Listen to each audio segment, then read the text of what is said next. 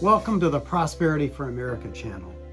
I'm Greg Schmidt, and today we're going to be talking about why it's just not a good idea to accept a counteroffer from your current employer.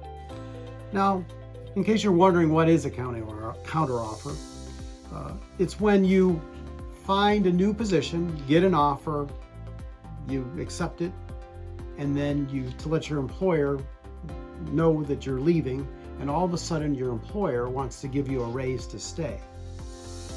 And that's just not a good idea, all right? And actually, over the years, the data is really strong on that. When I first read about this topic about 20 years ago, the average person that took a counteroffer had left their position 73% of the time a year later. I just read something here on the internet where that percentage is now up to 89% of the people that accept a counteroffer are no longer working at that company a year later. So it really points to that it doesn't accomplish anything. And I even give some thought to even the 10 or 11% that didn't leave. Are they really happier? Because after all, the fundamental things that caused you to look for a new position in the first place, only thing that changed was money. And the employer that made you an offer that you never worked for, never experienced how wonderful it was to have you work for them, was willing to give you more money than the company that has actually had the pleasure of your services for the last year or two or the last 5 or 10.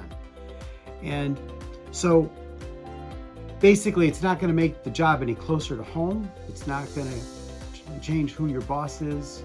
It's not going to change a lot of things that might have led you to change positions. And also, I think one of the things that will help you actually in any new job search is to really take some time to think about, are you looking to progress into a management position? Or are you looking to work with a more exciting and new technology? Are you looking to get into a certain industry? Really, whenever you change jobs, there should be a strategy to it and a plan. A lot of times what people do to mess up their career, quite frankly, is they just wait until something goes horribly wrong. They get a terrible boss, the company's sold, there's a layoff, and all of a sudden they've got to just make sure they have an income and they make a lousy move. But see, when you're triggering the move and you're looking around, think about how you want your career to be 4 or 5 years from now. What industry do you want to be in? What type of work do you want to be digging more deeply into? And then what you do is, when you go to change positions and you find a company that meets those criterion, those are usually criterions that your current employer doesn't have, which is why you decided to look for a new position in the first place. So it only becomes about money. And if an employer, once you've given notice, all of a sudden has another $5,000 or $7,000 a year for you to stay, then basically that means that you were being underpaid all along. Because if all of a sudden, with nothing changing other than you have someone that will pay you more, changes and they are all of a sudden have the money to pay you, then that's just not a healthy relationship to continue. If you have to actually give notice in order to get a raise, that's a bad sign.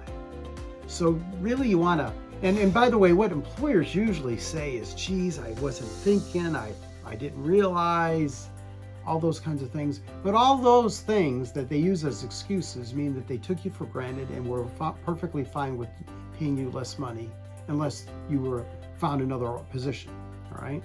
So good thing to do, actually, if you really want to nip it in the bud, is good, you figured out I'm being underpaid. So could you backdate it to last year and just write me a lump sum check? You want to see that offer go away real fast. That'll go away real fast.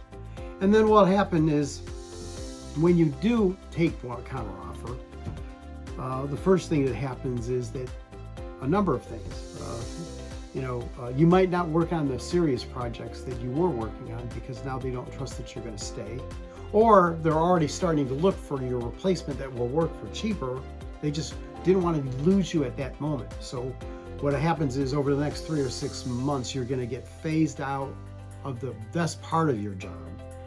and then they're going to replace you with somebody that makes less money because they didn't want to pay the extra amount of money anyway. They just didn't want to lose you at an inconvenient moment. That's all that's happening here. So usually it comes at, we're just so sorry, I wasn't thinking, I didn't know you were worried about that, etc. And what you want to do is just make sure you don't buy that. And because if you have a supervisor or a manager that isn't fighting for you because you're a terrific employee to make sure you get good raises, then it might not be the company per se, but there's something wrong there.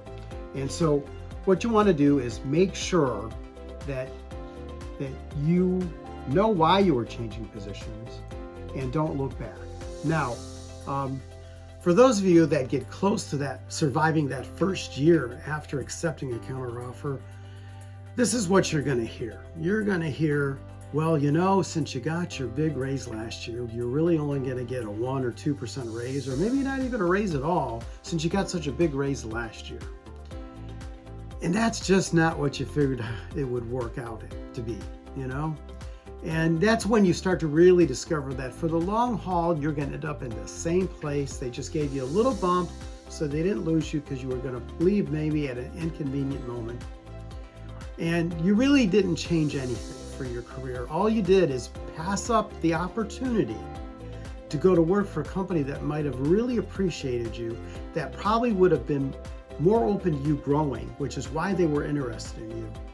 And actually, that is the biggest mistake aspect of taking a counteroffer, is that your career just won't actually evolve like you had in mind.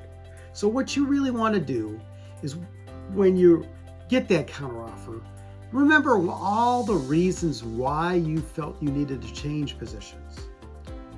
It's important because, see, every move you make career-wise should be strategic. There should be a reason that you're making the move, and actually, hopefully, several reasons. And the worst reason, more often than not, is money. Yes, we definitely do want to have everyone make more money.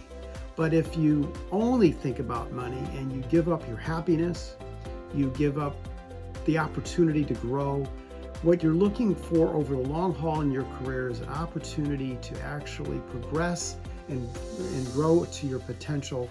And that's how you end up having a great career. Also, you want to be careful not to make too many career moves.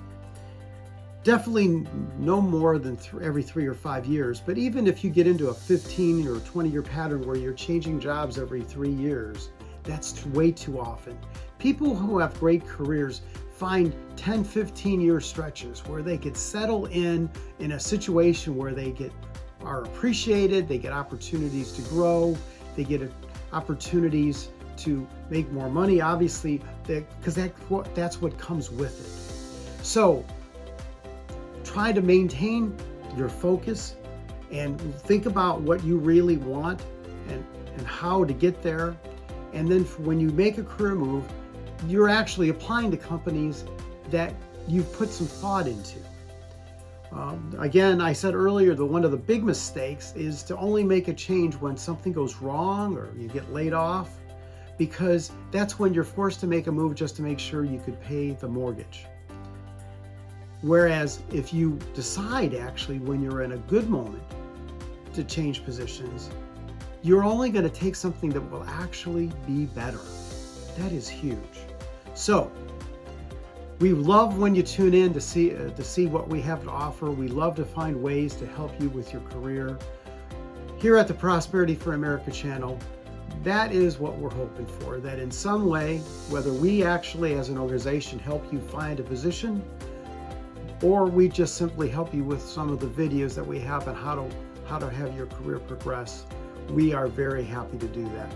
So have a great day, and if you get a chance to subscribe, we'd appreciate it, and we'll have more videos out on how you could progress in your career.